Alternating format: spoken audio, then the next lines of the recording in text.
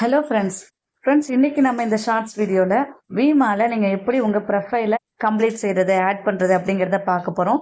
So நீங்க கம்பெனிக்குள்ள register பண்ணிட்டீங்க அப்படின்னா ஃபர்ஸ்ட் நீங்க செய்ய வேண்டிய வேலையை உங்களுடைய ப்ரொஃபைல நீங்க கம்ப்ளீட் பண்ணணும்.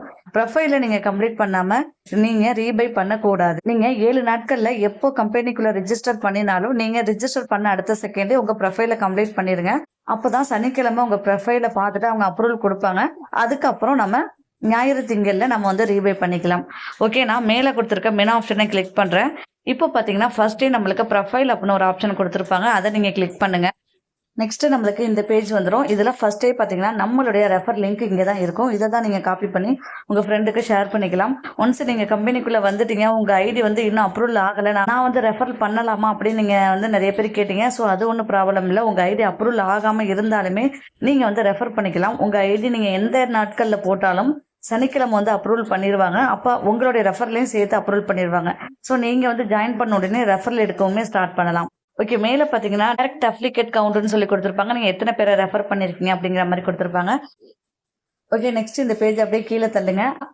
ஆக்டிவேட் வீக்ஸ் அப்படின்னு சொல்லி கொடுத்துருப்பாங்க. நீங்க ஜாயின் பண்ணி எத்தனை வீக்ஸ் ஆகுது அப்படிங்கறத நம்ம இங்க வந்து பாத்துக்கலாம். உங்களுடைய யூசர் ஐடி இங்க கொடுத்துருப்பாங்க. ஓகே, நெக்ஸ்ட் தான் நம்மளுடைய டீடைல்ஸை ஃபில் பண்ணணும்.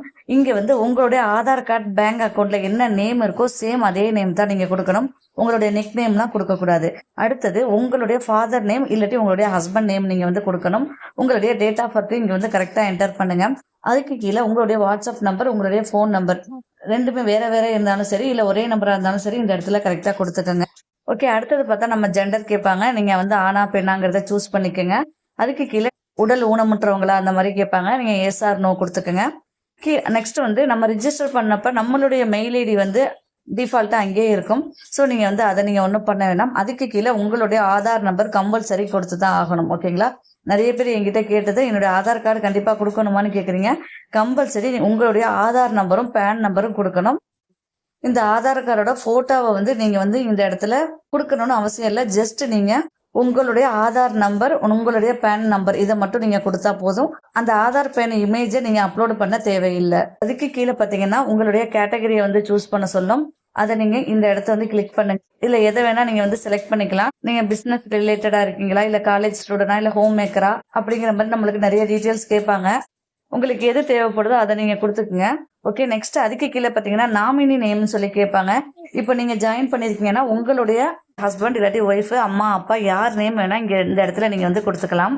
ஓகே, அதுக்கு கீழே பாத்தீங்கன்னா அட்ரஸ் கொரியர் சர்வீஸ்ன்னு சொல்லி கொடுத்துருப்பாங்க.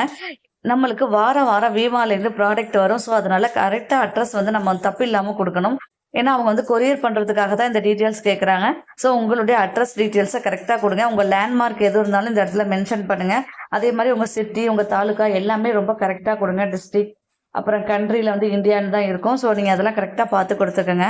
அதே மாதிரி நீங்க பின்கோடுமே கரெக்டா பார்த்து என்டர் பண்ணிக்கோங்க.